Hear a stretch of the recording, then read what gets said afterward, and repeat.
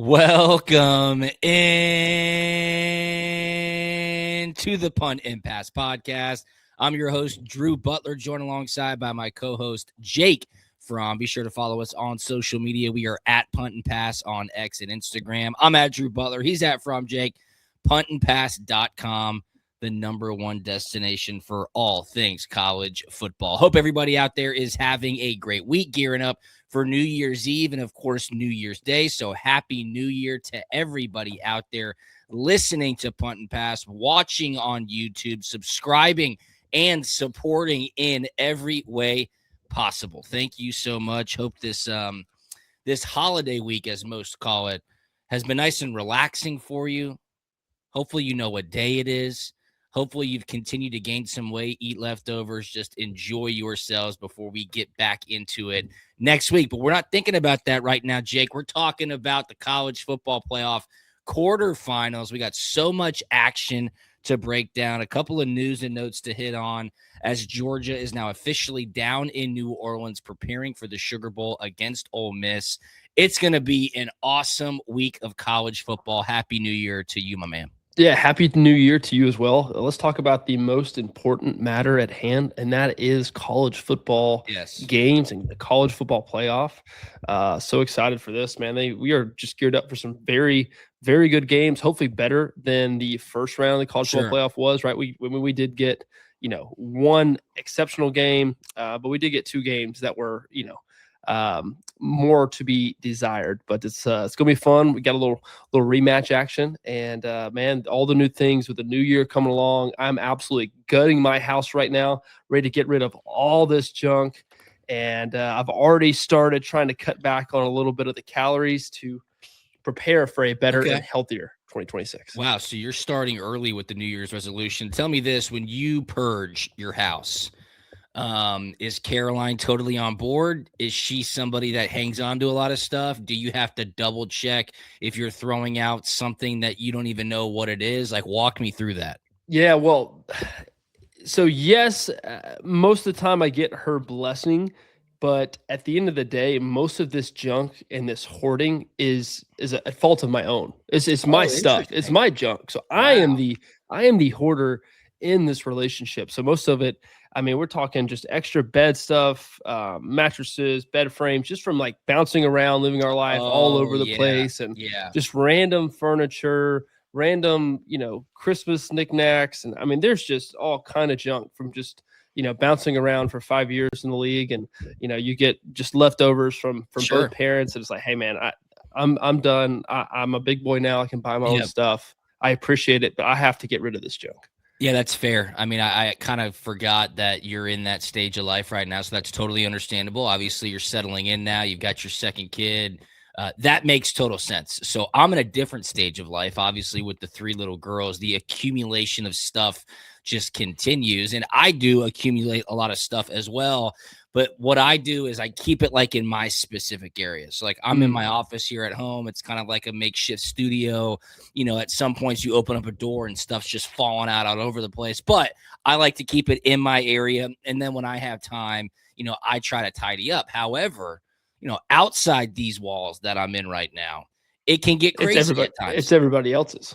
And my wife, God bless her, she's definitely not a hoarder. Like our house is very tidy. But she hangs on to things, man. And she hangs on to things, and I think they might be trash. And for some reason, they've got a lot of sentimental value to her. So if we do a purge, which we're kind of in the middle of right now, I feel like a lot of families are in the same boat after Christmas, before New Year. You're probably taking some Christmas decorations down here and there. And then, of course, once you get kids back into school, it's like a clean slate. But I mean, if I'm trying to assist, don't forget the kid's toys. I mean, if I look at a kid's toy, I have no idea what it is, and if I even move it, I'm going to get in trouble. But if there is if it's like a piece of paper, I'm like, hey, is this trash? Can I throw this out?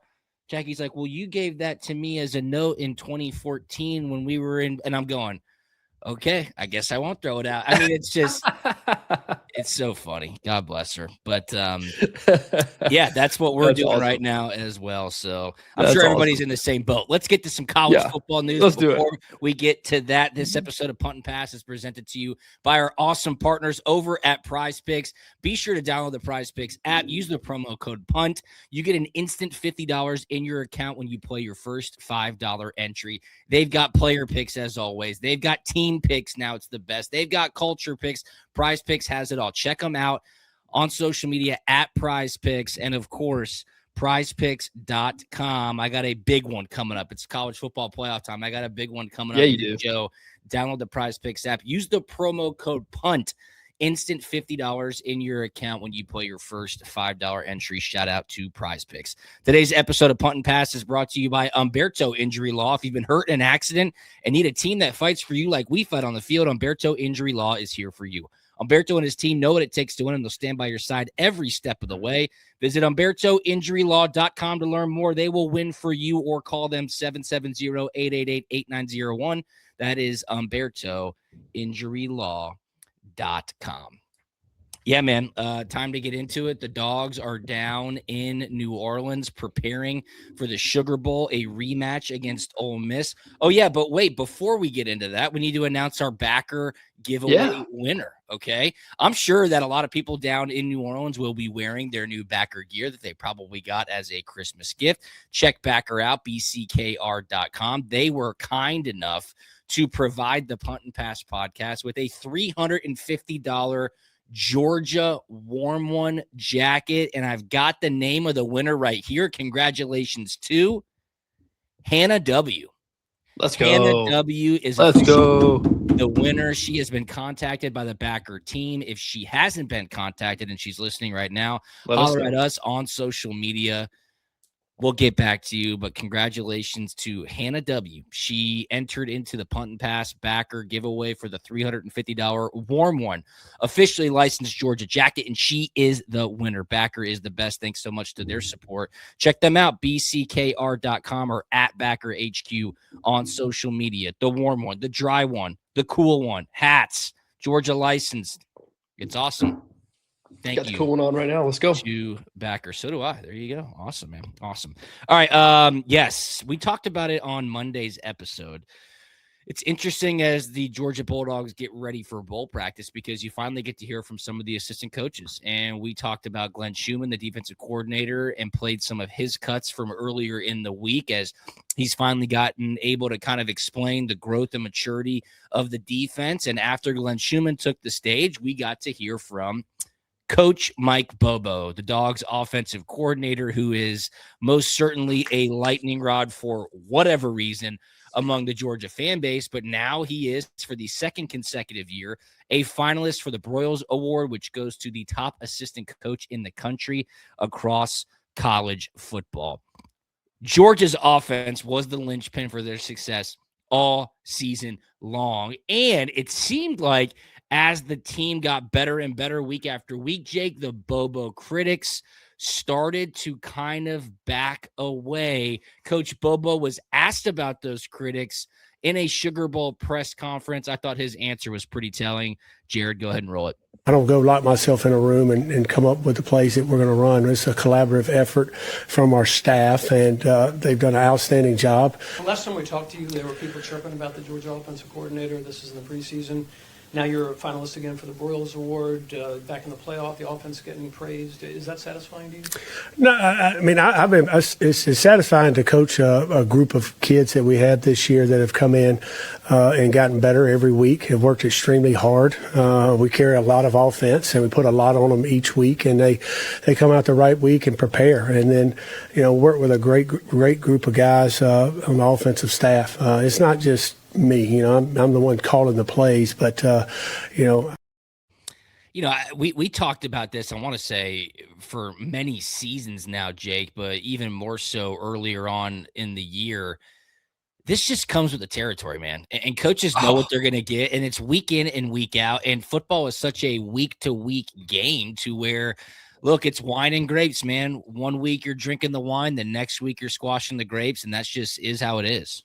Yeah, no, especially for whatever reason at the University of Georgia, and just the high standard that it is to be the quarterback there and to be the play caller. Man, you are either the guy or you're the GOAT. guy that they want to run out of town, right? Yeah, exactly. And especially the play caller, Bobo's had to deal with this his entire career. Sure, there's some, a few calls that he might want back here and there. Yeah, of course, man. Every play caller is going to have that. But man, he has done an exceptional job this year using the pieces and the tools and the players that he has this year.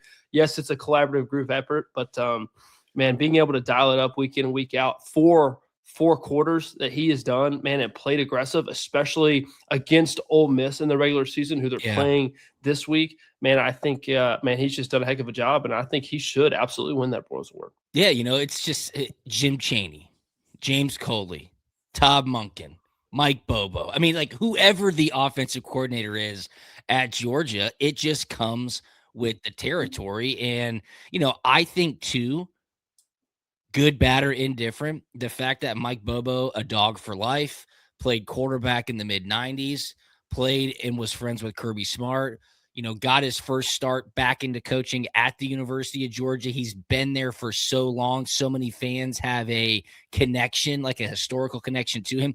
I think that plays into why people feel so freely to give their opinion on him week in and week out. I just think it comes because he's one of your own, right? Exactly. Because, right. Exactly. You can always be harder on family than you can on anyone else. Very well said. And that is why I guess, that the Bobo kind of critics and haters and, people feel very comfortable voicing their opinion about Bobo, I guess, because he's one of yours, man. Yeah, that's exactly right. And I tell you what, he's done a hell of a job this year. Georgia's offense has been pretty elite, and it's been led by Gunnar Stockton. And again, somebody who deserves a lot of credit for Gunnar Stockton and his development and his play and his preparation outside of Gunnar alone is Coach Mike Bobo. Heading into this season, Jake, there really wasn't even a quarterback competition. And I was one of the people being like, this kind of seems odd. Kirby Smart loves competition at every position at all times, and they're just giving Gunnar the keys. Can he even play?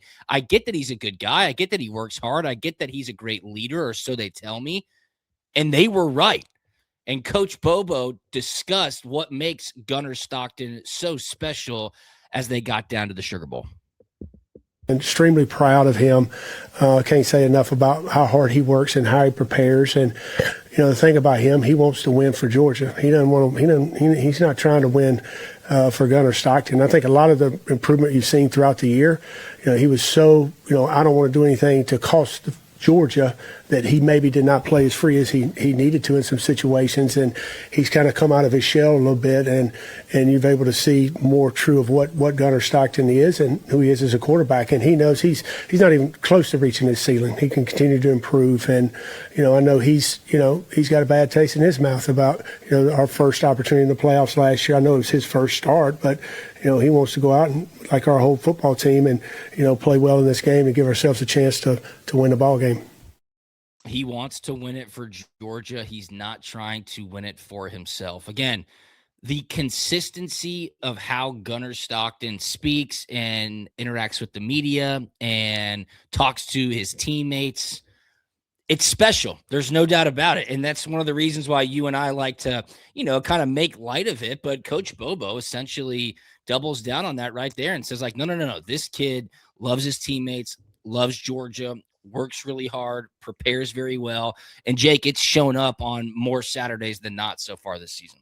Yeah, Coach Bobo is spot on here. In a world and in a college football landscape of me, money, this, fame, Instagram followers, clicks, likes, Gunnar despises all of that. Man, he is the most selfless person that I know. And when Bobo says he wants to win for Georgia, let me just tell you, that is 100% factually true. And he absolutely means it. And Gunnar wants that. His sister, this family loves Georgia so much. His sister is named Georgia.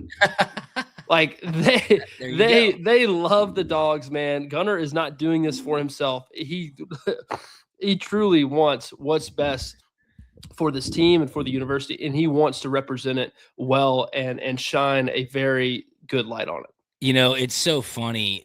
Ryan Skates, who is a damn good dog, a close friend of mine. He is the author, the editor-in-chief of the Poor Man's Game Notes, who I know a lot of our listeners subscribe to and read. It came out the morning of us recording this podcast. And of course, it's a big issue as it's the Sugar Bowl. And speaking of that, speaking of Gunnar Stockton and his sister named Georgia, and Coach Bobo just gushing about his leadership and, you know, his passion for this team and his selflessness. Ryan wrote this in the opening monologue of the Poor Man's Game Notes, and it just rings so true. So I'll read it from Poor Man's Game Notes. Here's Ryan Skates. Quote, the 2025 Bulldogs are an all-time operation. We've got a quarterback who already belongs to the folklore. He dates Vince Dooley's granddaughter. His grandfather was arrested between the hoses at Auburn and later passed away in a Jacksonville parking lot after the Florida game, lamenting Todd Grantham's defense. All of this is true. There are no notes. It's how we all want to live and die as Georgia fans. So look, like, that's it. That's Gunnar Stockton. And now you have him leading the Bulldogs. Shout out to Ryan Skates there. Subscribe to the Poor Man's Game. That's great, Ryan. Of course, but that's it. That's exactly it. Coach Bobo also mentioned, hey, Gunnar Stockton got his first start in the Sugar Bowl a year ago. It did not go as planned for really anybody for so many obvious reasons on the field, off the field. Coach Smart's family, they've got to go put away some, you know, for lack of a better term, demons in this game from what happened almost exactly 365 days ago. Gunnar Stockton said, that's right. I do have a bad taste in my mouth. He's kind of been playing with this chip on his shoulder all season long. Go ahead and roll it, Jared. I've had a bad taste in my mouth, to be honest, ever since. That game last year, that would have been your first loss as a starter since you were in high school. When you're going into that offseason, was it easy for you to kind of let that go and turn the page? How did you kind of deal with moving on from that Sugar Bowl loss and then getting ready for the rest of the offseason? Yeah, I've had a bad taste in my mouth, to be honest, ever since. I don't know. I don't really handle losses that well, but I know I worked this offseason and where I'm at today to set myself up to do good things. Jake, I love how these players, they seem very, very Zoom-focused on this game. Gunnar Stockton talking about it. Zach Branch wasn't even there. He's been talking about it. C.J. Allen, Dalen Everett, Oscar Delp. They're all discussing, yeah, we remember what happened last year, and we want to kind of right those wrongs. I just love the attitude of this team heading into this game. Yeah, man, there were a lot of things going on off the field last time this team went down to New Orleans, and, you know, God willing, nothing like that happens this time, but this team does seem a lot more focused going into this football game, right? Coming off the loss from last year in this same spot. And man, I think they're men on mission right now, right? I mean, you know, coach always talks about taking, you know, your opponent out to deep water, and man, that's the mindset. You can kind of see that exuding from these guys when they're in these press conferences. They're like kind of holding on to something, right, on the tip of their tongue, like, man, I'm not going to say that right now, but that's the way I'm feeling. And you can kind of feel that in the way they're answering questions. These guys are locked in, they're focused, and they're ready to just get to the grass and start playing football. Yeah, they don't flinch. They do not flinch. That's been, you know, the R word, resiliency. We've talked about it all season long. They've come from behind on the road. They've played tough games. They've played really good competition, and they keep winning. Let's go to our last clip. Here's Coach Bobo saying, man, Coach Smart's teams don't flinch.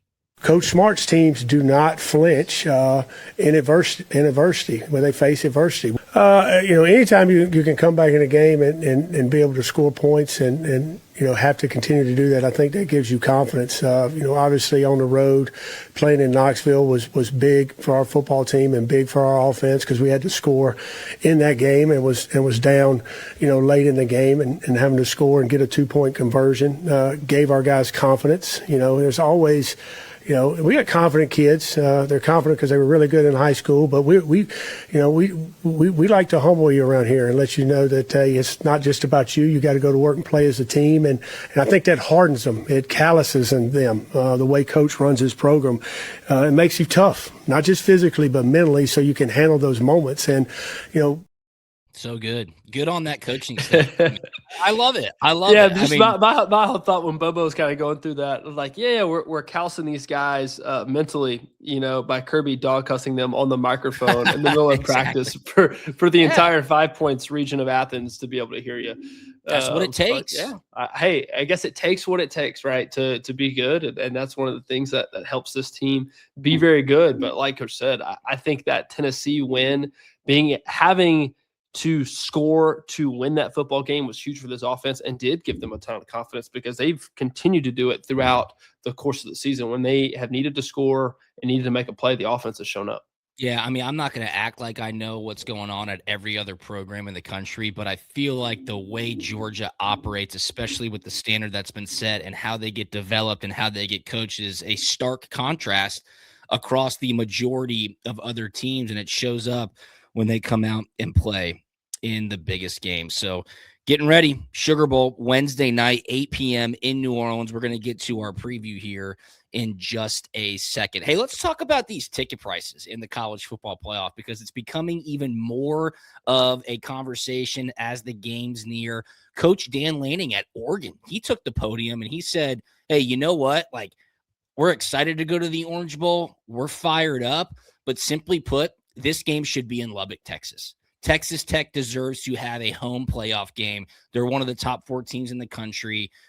Their fans deserve it as well. And I thought he really went out on a limb, Jake, and said, we need to fix the college football playoff somehow or some way. And what he was alluding to is the financial pressure it puts on the fan bases. I mean, think about Oregon fans. They're way up in the Pacific Northwest.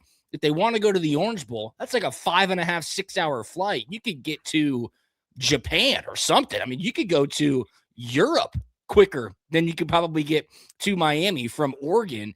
And the ticket prices prove it. Jared, put up the graphic of the Orange Bowl ticket prices. This is crazy. Texas Tech, Oregon. Texas Tech and Oregon are playing in the Orange Bowl. Kickoff is at noon on New Year's Day. And look at this. You can get into the stadium, including fees, for $49. It's not going to sell out, Jake. This game is not going to sell out. Texas Tech and Oregon in the Orange Bowl in Miami on New Year's Day. Too much financial pressure on the fans. It 100% is, man. And I think being able to have these games at home, one, for the local economy, the local fan base, that would be huge in and of itself. And then, one, as a higher ranked team, you earned it. And then, two, let's help out the local economy.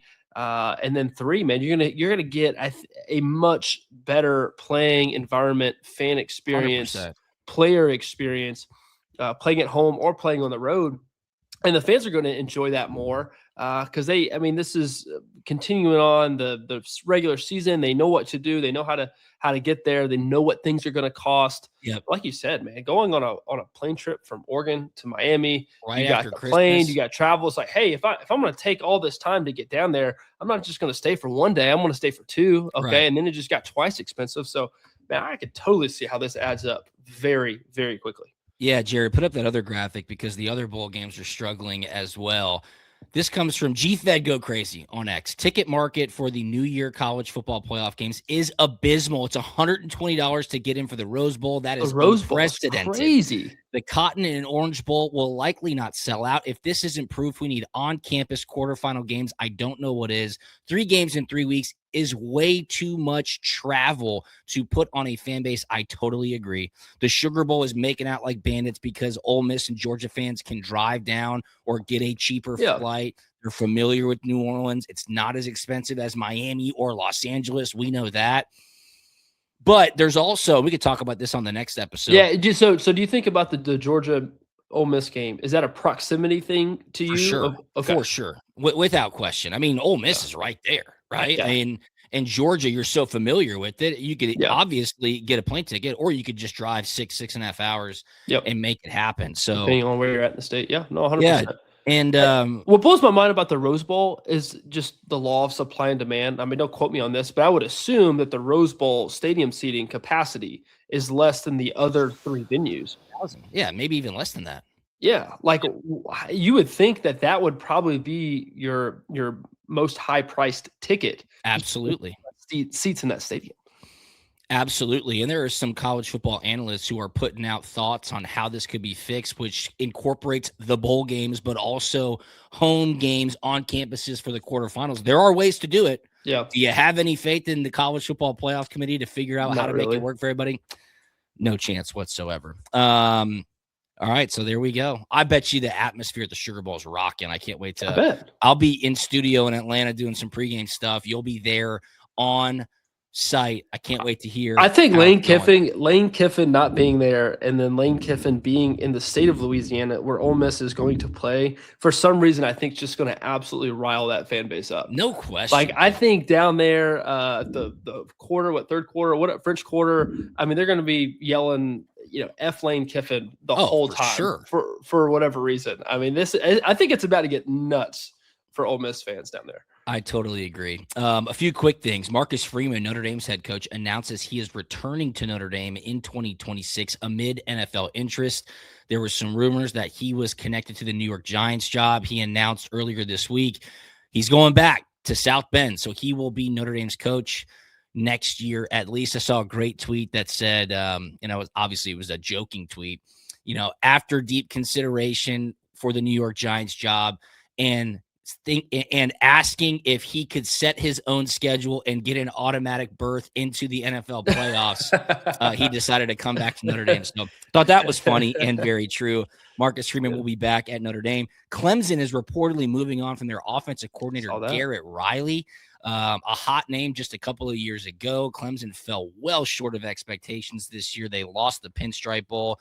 They will be looking for a new offensive coordinator. Cam Coleman, elite wide receiver at Auburn, is reportedly entering the transfer portal. Seems like him and new head coach Alex Golish did not really get off onto the right foot. At least that's what the reports are indicating. So he will be a highly prized transfer portal recruit. We'll see what SEC teams get involved in that mix. You would have to think Georgia's one of them. Yeah, you talk about a guy, when we talk about the NFL and being one of the best players, if not the best player at your position, and talking about setting the free agency market, this guy, Cam Coleman, can do that. So this is just going to be, hey, all eyes on this just to see what dollar value he signs for, because he's going to totally set whatever the wide receiver market is. And I saw my boy Rusty Manziel, our boy Rusty Manziel, over at Dogs HQ. He is reporting that there are rumblings that Ryan Puglisi is staying put at Georgia. He's sticking around at Georgia, not going to go into the transfer portal, wants to wait his turn, understands Gunnar Stockton is coming back next year. I give Ryan Puglisi all the credit in the world. He could obviously go out there and demand a ton of money in the transfer portal, but he's buying into what Georgia's selling, and I think he is going to be a great quarterback in the future for the Dogs if he does decide to stay, and it seems like he will. So a couple of news and notes there for everybody. Yeah, good for. Hey, sorry. Yeah, I just want to comment on that. Good for him for doing that. We'll still see. I mean, the whole transfer portal thing is open for a good while, but I think Jared Curtis not coming to Georgia may have had a decent, sizable factor in that decision. No question about that. I totally agree. I 100% agree there. So good for Ryan Puglisi. Hey, this episode of Punt and Pass is presented to you by our awesome partners over at PrizePicks. Download the PrizePicks app. It's about to be 2026. Make it a profitable one for you. Sports plus PrizePicks equals cash. That's right. Jared, go ahead and throw up my big entry for the college football playoffs. We're going with a 4-pick power play. $50 to win 500, and it's all college football playoff centric. Julian Sayin, Ohio State quarterback, less than 235.5 passing yards. I think Miami's going to get after him. Dante Moore, Oregon quarterback, more than 7.5 rushing yards. I know sacks count here. I think he'll be mobile, more than 7.5 rushing yards. Trinidad Chambliss, Ole Miss quarterback, less than 28.5 rushing yards. I think Georgia's going to keep him in the pocket and get after him as well. And then Zachariah Branch, Georgia wide receiver, more than 59.5 receiving yards. I think he is going to get active. That is the DB 4-piece for the college football playoff. $50 to win 500. Play it for a $5 entry. If it's your first one, boom, you get $50 instantly using the promo code PUNT. Check out PrizePicks on social media at PrizePicks on X and Instagram, prizepicks.com. They are the best. PrizePicks is the top daily fantasy sports platform in the world. We love PrizePicks. Thank you to their support of the Punt and Pass podcast. When we break down football, it's all about details. Every route, every block, every read. Humberto Injury Law takes the same approach with their clients. They did it for me, and they can do it for you. They leave nothing to chance and make sure you get the outcome you deserve. They win. They win. They win. Visit HumbertoInjuryLaw.com to learn more or call them 24/7 at 770-888-8901. 770-888-8901. That's HumbertoInjuryLaw.com, the #1 personal injury and workers' comp attorney in Atlanta. Shout out to Humberto Injury Law. All right, Jake, let's go ahead and start with the Sugar Bowl. Let's do it. 6th-ranked Ole Miss taking on 3rd-ranked Georgia. Kickoff is at 8 p.m. on New Year's Day. ESPN has the coverage. Georgia is a 6.5-point favorite. The total here is 55.5 points. I feel like I'm always a little bit more timid or hesitant to say I love Georgia in a specific game. But I love Georgia in this game. Yeah. I absolutely love Georgia in this game. Kirby Smart 4-0 in same season rematches as the head coach at Georgia. I just think from what I'm seeing from the outside, the preparation, the clips from practice, how the players are talking to the media, how the coaches are talking to the media, understanding some of the inconsistencies around Ole Miss's coaching staff, the familiarity with Trinidad Chambliss, with this offense, the way Georgia's defense has been playing over the last 2 months of the season. Jake, I think Georgia could put it on Ole Miss. I really, really do. I think you're spot on. All the factors that you're saying, all the distractions at Ole Miss, all the locked in and focus that we've talked about for 30 minutes already from this Georgia football team.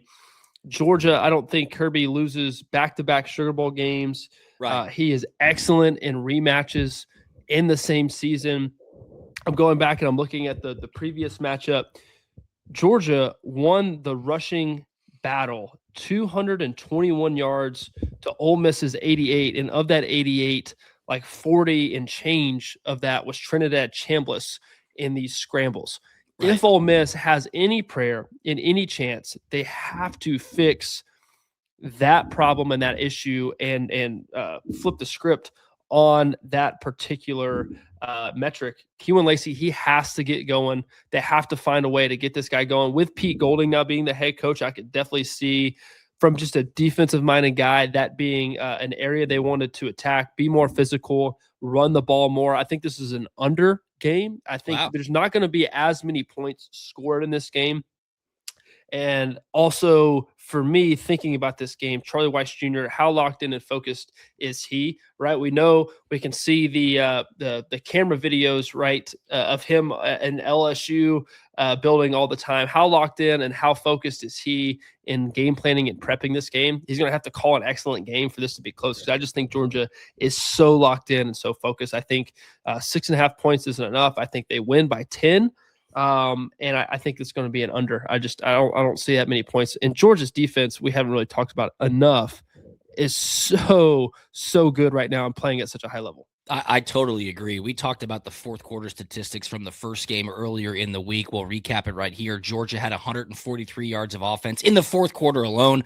Ole Miss only had 13 yards. Raleigh Dog on our YouTube channel, he added a comment that said, in the first Ole Miss game, the sole first down was a 12-yard run of the 13 yards rushing they had in the entire fourth quarter. I mean, they had a 12-yard run. It accounted for 99.9% of their rushing yards in the fourth quarter. Georgia had 10 first downs in the fourth quarter. Ole Miss only had 1 fourth down. And what I want to lean from that is you look at what Georgia did in the second half against Alabama in that September game, and they pretty much did the exact same thing in the SEC championship game. I think they are going to emulate what they did to Ole Miss's offense in the fourth quarter of that first matchup for the entirety of the game in the Sugar Bowl. We haven't even talked really about the offense. Oscar Delt, Zach Branch, Gunnar Stockton, Nate Frazier. I hope Chauncey Bowens gets more back in the mix. Obviously, coming off an injury, he's had time to get healthy. Drew, you're doing a great job with talking about these stats from the fourth quarter of the previous matchup between these two teams earlier this year. But the scoreboard is where it counts. And Georgia won the fourth quarter on the scoreboard 17 points to 0. When you lose the fourth quarter by 3 scores, man, that is just debilitating. Devastating. I mean, it's just going to take your breath away. And it's going to be tough for this Ole Miss team to come in with a ton of confidence, knowing they got their butt kicked like that in the fourth quarter. Yeah, and without their head coach. And I think, too, like in situational football, if this game is closer, timeouts in the last 4 minutes of the first half, 2-minute drill in the end of the first half, coming back out after halftime, having to make adjustments, fourth quarter, situational football, that is where it will really, really magnify Pete Golding's lack of having that experience. And Kirby Smart's done so well in the past couple of years in those moments. Georgia has dominated the middle eight. Obviously, it was a disaster last year in this game against Notre Dame, but that's what I think might magnify what is the biggest difference in the preparation and execution of these teams. So, Jake, I'm going to say 38-20 Georgia. That's a 38. Late touchdown from Ole Miss. 38-20 Georgia. Georgia rolls, and it's not close. Yeah, 31-17 for me.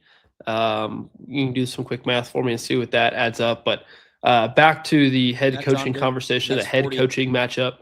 At some point, odds are something will show up for Pete Golding, and a decision that he makes on the sideline is going to impact his football team, right? Is it going to be a fourth down that he goes for it or doesn't go for it? Is it going to be a timeout that he uses, how he uses the 2-minute drill, how he uses the 2-minute warning? There's so many things that happen, whether he accepts or declines a penalty. I don't know, but odds are something will show up for him and his football team that's going to impact the outcome of the game. I totally agree. I'm fired up for you. You're going to be down there.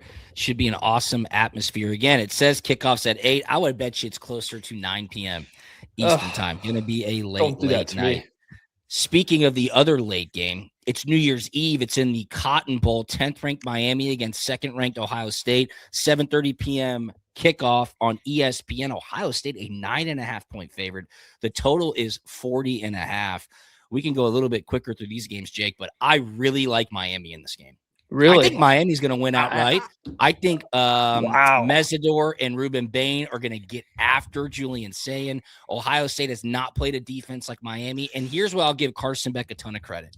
What he didn't do against Texas A&M was the reason why they won that game. He did not put the ball in trouble's way. He has been taking care of the football in the later parts of the season. He has experience in these big-time matchups. He's played against pro-style defenses, which is exactly what Ohio State has. I think Ruben Bain and Mesidor are going to cause so much havoc in the pocket that Jeremiah Smith and Carnell Tate are not going to be able to get active. I expect a low-scoring game. I expect a rock fight. And I like Miami. Give me the points, of course, but I think they are a live dog. I think Ohio State might lose 2 games in a row.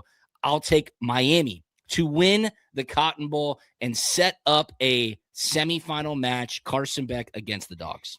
Man, you are making a very, very eloquent argument for why I want to take Miami right now. I'm going to take Miami because I think 9.5 points is a lot of points in this football game. There's a ton of NFL talent going to be on this football field. This may be the best team Ohio State has played this year. How good is Indiana? How good is Ohio State? We don't know because their schedule hasn't really shown us how good they are. So this is going to be interesting to see. Miami has some dudes. Much like Georgia, Miami has been battle tested as well. Man, they have blown teams out. They've been down in the fourth quarter and had to come back and win.